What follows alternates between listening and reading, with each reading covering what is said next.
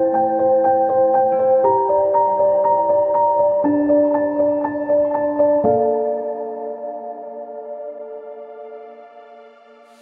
오늘 우리에게 주신 하나님 말씀 봉독하도록 하겠습니다. 로마서 제1장 1절 말씀입니다. 신약성경 제가 가지고 있는 성경으로 238쪽 로마서 제1장 1절 말씀, 우리 다 같이 한 목소리를 읽겠습니다. 예수 그리스도의 종 바울은 사도로 부르심을 받아 하나님의 복음을 위하여 택정함을 입었으니. 아멘. 기도드리고 말씀 듣겠습니다. 아버지 하나님, 감사합니다. 주님의 날, 저희 주님의 백성들 이렇게 함께 모여 예배드릴 수 있도록 인도하심을 감사드립니다. 주님의 인도하심이 있으셨고 또 거기에 믿음으로 응답한 이들이 여기 모여 예배를 드립니다. 주님, 우리의 예배를 받아 주시옵소서. 부족한 종 세우셨으니 이 종을 붙들어 주시옵소서. 오직 성령과 진리로 드리는 예배 되기를 원합니다. 함께하여 주옵소서. 우리 주 예수 그리스도의 이름으로 간절히 기도하옵나이다. 아멘. 본래 오늘은 이제 1장 2절로 넘어가려던 그런 기회였는데, 제일 이 로마서 시작하면서 예수 그리스도의 종 바울은 이렇게 시작하는데, 예수가 그리스도이심, 이 부분에 대한 그 의미를 다루지 않고 넘어가가지고 다시 1절 처음으로 왔습니다. 언제 1절을 벗어날지 모르겠습니다. 자, 이 예수 그리스도, 이름이 아니라 그랬습니다. 예수가 그리스도입니다라는 그런 의미인데, 이 의미를 다루는 분야를 우리 신학에서는 기독론이라고 합니다. 기독론.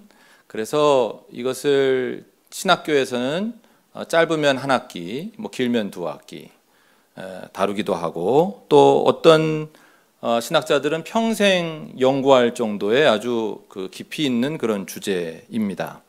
따라서 이를 20분 남짓한 이 시간에 전한다는 건 분명 무리가 있습니다마는, 그런 전제하에 최대한 심플하게 예수가 그리스도이시다라고 하는 이 의미를 생각해 본다면, 우리가 잘 아는 것처럼 그리스도, 또 히브리어는 메시아, 이 말의 의미는 구세주 또는 구주, 세상을 구하실 분이라는 의미를 가지고 있습니다.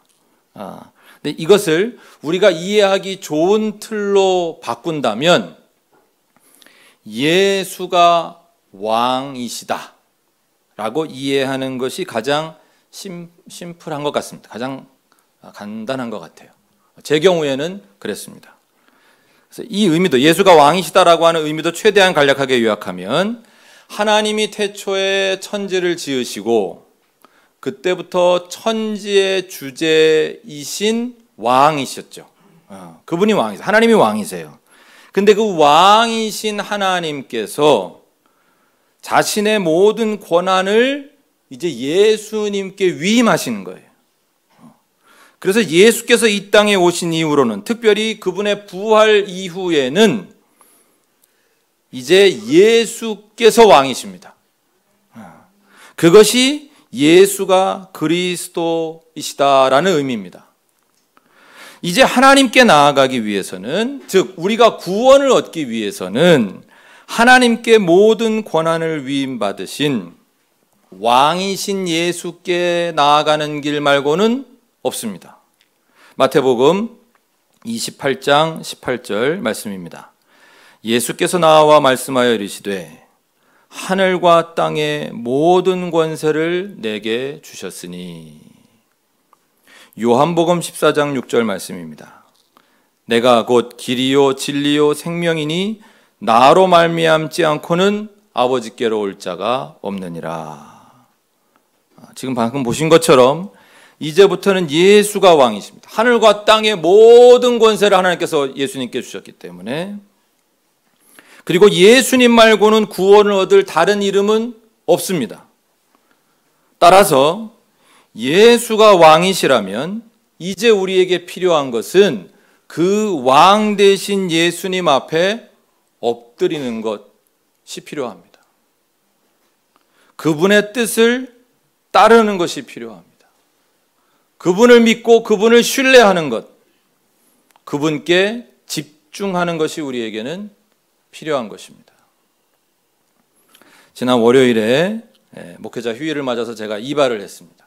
어떻게 이발이 좀 잘 됐습니까? 카메라에도 요즘 나오기 때문에 이발을 신경 썼어요. 제가 이발하고 이제 집에 돌아오는 길에 어느 한 교회가 눈에 들어왔습니다. 그 교회가 속한 교파의 특징은 소위 말하는 기복신앙, 이 현세에서 받는 축복을 강조하는 그런 것에 그 교파의 특징이 있습니다. 우리나라에서 더 나아가 전 세계라고 얘기도 하는데 단일 지역 교회로 가장 큰 교회도 그 교파에 속해 있습니다. 예수 믿어 죽어서는 천당 가고 살아있는 동안에는 장수하고 가정이 잘 되고 사업이 잘 되는 축복을 받자. 예수가 왕이시니 가능하다. 이런 논리입니다. 여러분은 이런 신앙, 이런 논리, 이런 신학에 대해 어떻게 생각하십니까? 오늘 제가 전해드리는 말씀을 듣고 감리교회는 그런 신학이 없구나. 그 교파에 있으니까 그 교파 가서 내가 신앙생활을 해야 되겠다. 이렇게 마음 먹으실 분이 혹시 계실지 모르겠는데 교파만 바꾸고 그 교파에서 그런 것을 주장한다고 해서 하나님이 그런 복을 주시는 건 아니라는 건 일단 알아두시기 바랍니다. 하나님께서는 어떤 복을 우리에게 주시길 원하는지 분명히 알아야 되는 거니까요. 물론 우리가 하나님을 믿는 사람이 된 것은 이거 엄청난 축복입니다.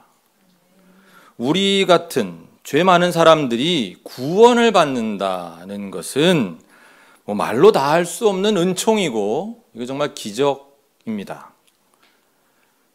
이런 복을 바라는 의미에서의 기복이라면 나쁘다고만은 할 수 없습니다. 그러나 하나님이 주시는 하늘의 신령한 복의 모습은 그분들이 말하는 것처럼 그렇게 현세적이지만은 않습니다. 우리가 보통 좋아하는 성경 인물들이 있죠.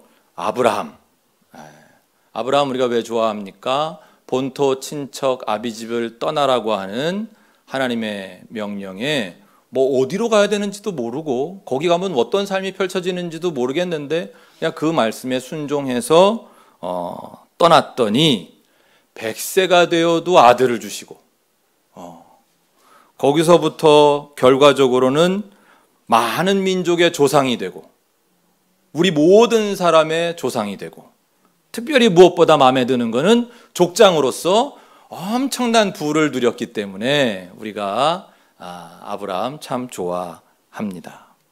하나님의 명령에 순종했더니 이렇게 잘 됐다 하는 거죠. 요셉도 그래서 우리는 좋아합니다. 정말 한 사람의 인생에 그런 시련이 다 있을 수 있나 싶을 정도로 수많은 고생과 시련이 있었지만 결국은 노예에서부터 시작해서 애굽의 총리까지 되었으니까 말입니다. 또 우리 누구 좋아합니까? 다윗 좋아합니다. 왜? 한낱 목동에 불과했는데 왕이 됐고. 솔로몬도 좋아합니다. 왕자로 태어나긴 했지만 아주 지혜로운 왕으로 국가의 엄청난 번영을 이룬 인물이기 때문에 우리가 좋아합니다. 그러나 우리의 신앙이 이런 현세의 성공을 이룬 인물들 따라잡기에 머문다면 그는 기독교인일 수는 없습니다. 왜 그렇겠습니까? 하나님은 예수님으로 오셨습니다. 구약의 인물들은 그저 작은 모형에 불과할 뿐입니다. 예수님으로 오셔서 최종적이고 완성된 계시를 하나님은 우리에게 보여주셨습니다. 예수님이 누구라 그랬습니까? 그분은 그리스도이십니다.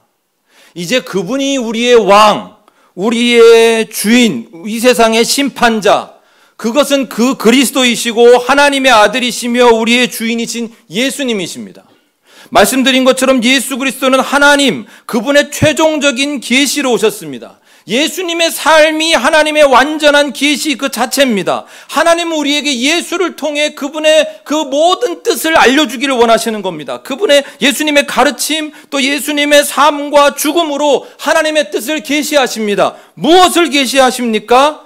하나님 나라는 다윗 왕국의 재현이 아니다 라는 걸 알려주십니다. 예언된 대로 이새의 줄기에서 다윗의 후손으로 예수님이 태어나시긴 했지만 옛 다윗 왕국을 다시 복원하는 그런 존재가 메시아가 아님을 하나님은 예수님을 통해 보여주신 겁니다. 아브라함처럼, 요셉처럼, 다윗이나 솔로몬처럼 이 땅에서, 이 현세에서 부귀영화와 성공적인 인생을 사는 것으로, 부강한 나라와 민족을 세우는 것으로 구원이 이루어지지 않는다는 점을, 하나님 나라가 이루어지지 않는다는 점을 하나님께서는 예수님으로 분명히 계시하셨습니다. 여러분 생각해 보십시다. 예수님 이후에 이 신약이 기록된 이 시대를 생각해 보면 예수님 겨우 33살에 십자가 처형을 당하셨습니다. 비참한 고난과 죽음이었습니다. 겨우 33살에. 신약 성경의 가장 중요한 저자요 예수님의 오심과 십자가, 부활, 그리고 재림까지 그 의미를 누구보다 우리에게 잘 전해주신 사도 바울, 목이 잘려 순교했습니다. 오늘까지 그리스도의 몸으로서의 교회를 있게 한 예수님의 제자들, 사도들 모두 순교했습니다. 순교는 면했다고 하는 사도 요한도 유배지에서 죽었습니다. 보십시오.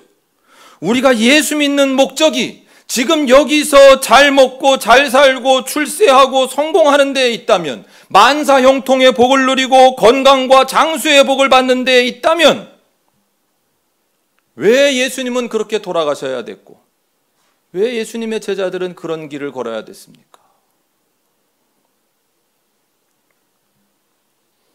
하나님의 최종적이고 완성적인 계시인 예수님이, 예수님 자신이 그런 현세의 축복에 관심이 없으셨다는 뜻은, 예수님 자신이 십자가를 지신 것은, 사도 바울도 그렇고 예수님의 모든 제자들이 다 그렇게 고난받고 순교하며 죽어간 것은, 그리고 하나님도 그런 예수가 옳다고 그를 부활시키신 것은, 그를 일으키신 것은 우리가 바라는 현세의 복이 아니라 어떤 다른 복을 우리에게 예비하고 계심을 보여주시는 것이 아니겠습니까?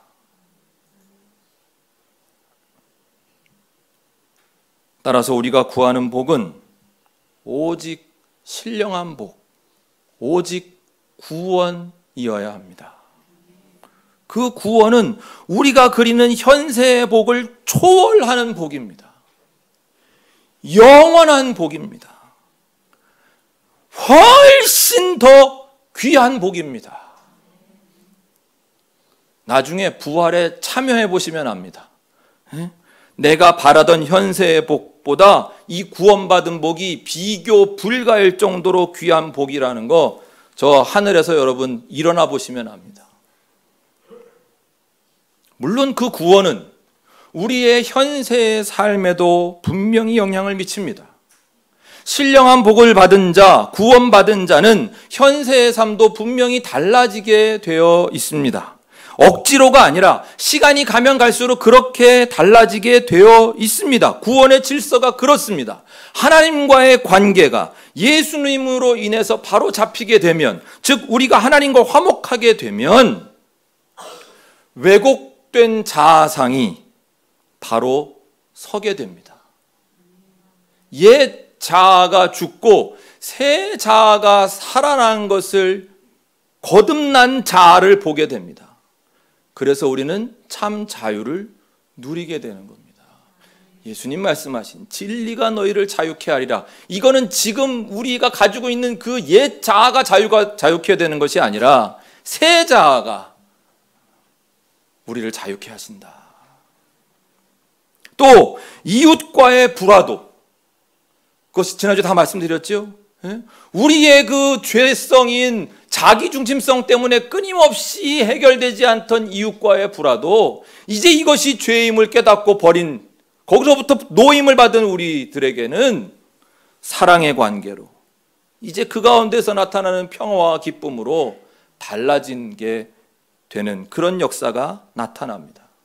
그렇기 때문에 구원받은 자, 그의 현세의 삶이 달라지는 것도 맞습니다. 그러나 너무 현세적인 물질과 성공과 출세의 복은 그런 복을 받을 수도 있지만 그게 반드시 그런 것은 아니다, 이 말씀입니다.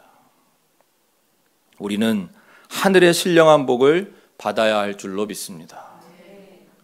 참으로 구원을 받아 이 하늘의 신령한 복을 받게 되면 현세도 복되게 살고 죽어서도 그 복을 누릴 줄로 믿습니다. 제가 여러분이 바로 이런 복, 이런 진짜 복을 받고 싶으시다면 제가 비결을 하나 알려드리려고 합니다. 비결. 그건 다른 게 아니라 우리 주 예수 그리스도께 충성하는 겁니다. 그분이 우리의 왕이시기 때문에 이제 그분께 우리의 온 마음을 드리는 겁니다. 그분께 집중하는 겁니다. 예수님이 우리의 주인, 우리의 왕이십니다. 따라서 내 삶의 주인 자리, 내가 앉아있던 내 삶의 왕좌를 그분께 내어드리는 것이 맞습니다. 그렇게 사는 게 맞습니다.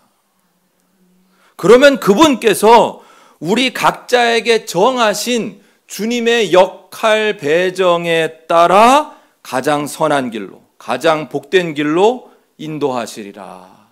이것을 믿는 것이 믿음입니다. 우리가 조심할 거 하나 있는데요, 우리는 늘 과정보다 결과에 관심 갖는 경향이 있습니다. 주님께 충성한 이후에 주어지는 결과물, 주님께 집중한 뒤에 주어지는 결과물에 자꾸 관심 두는 거, 우리 이거 이제 좀 그만해야 됩니다. 그 사람이 그렇게 주님께 충성했대? 그래서 어떻게 됐대? 우린 여기에 너무 관심이 많아요. 뭐가 어떻게 돼요? 어떻게 되긴, 하나님께 집중한 사람, 예수님께 집중해서 그분을 왕으로 모시고 그분께 충성하며 살다 간 사람 모두 다 구원받고 하늘의 별과 같은 삶이 됐습니다. 모두가 우러러 볼 만한 아름답고 복된 삶이 됐지요. 그거면 충분하지. 그런데도 우리는 이 현세에서 그 사람에게 어떤 결과가 일어났는지 그거에 과도한 관심을 갖습니다. 여러분, 그러면 우리 베드로처럼 예수님께 책망받습니다. 베드로가 예수님 부활하시고 이제 승천하시기 직전에 예수님이 이제 내 양을 먹여라 이거 맡기시고 나서 그 장면 한번 읽어볼까요? 같이 요한복음 21장 20절부터 22절 말씀 같이 읽겠습니다. 베드로가 돌이켜 예수께서 사랑하시는 그 제자가 따르는 것을 보니 그는 만찬석에서 예수의 품에 의지하여 주님을 파는 자가 누구오니까 묻던 자더라. 이에 베드로가 그를 보고 예수께 여짜오되 주님, 이 사람은 어떻게 되겠사옵나이까? 예수께서 이르시되 내가 올 때까지 그를 머물게 하고자 할지라도 네게 무슨 상관이냐? 너는 나를 따르라 하시더라. 따라하십시다. 네게 무슨 상관이냐?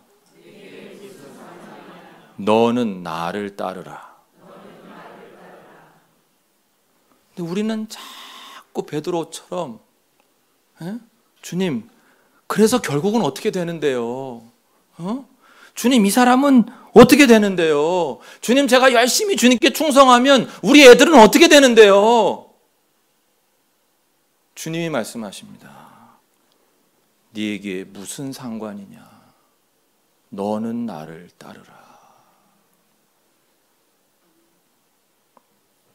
여러분, 우리가 할 일은 오직 주님을 따르는 것입니다. 현재 삶의 결과는 그건 주님께 맡기고 오직 주님께 집중하고 그분을 따르는 겁니다. 여러분, 그게 충성 아닙니까? 에? 나중에 생길 떡고물 바라고 따르는 거, 그건 충성 아니잖아요. 우리는 그저 그분이 왕이시기 때문에, 나의 왕이시고 세상의 왕이시기 때문에 그분께 충성하는 겁니다. 그렇게 충성하는 사람 모두에게 구원이 주어지는 것입니다. 하늘의 신령한 복을 주시는 것이고요, 하나님 나라에 들어갈 길을 열어주시는 것이죠. 그럼에도 불구하고 주님이 현세의 삶은 어떻게 되는 것입니까? 라고 물으신다면 참 집요하신데, 제가 더 집요하다, 그죠? 그건 그 사람에게 맡기신 주님의 그 역할 배분에 따라 다르다고 말씀드렸습니다. 누구는 아브라함처럼, 다윗처럼, 요셉처럼 현세의 복까지도 누리는 케이스가 될 것이고, 누구는 예수님이 본을 보이신 것처럼 바울이나 예수님의 사도들처럼 순교하는 케이스들도 있는 것이죠. 우린 자꾸 엉뚱한 걸 봅니다. 엉뚱한 걸 고집합니다. 주님께 집중하고 충성하면 아브라함처럼 부자가 되는 거야? 요셉처럼 총리가 되는 거야? 다윗처럼 왕이 되는 거야? 신나 이러다가 주님께 예수 잘 믿으면 순교해? 목이 잘려? 그러면서 아주 깜짝 놀라 자빠진 나는 그건 못해. 나는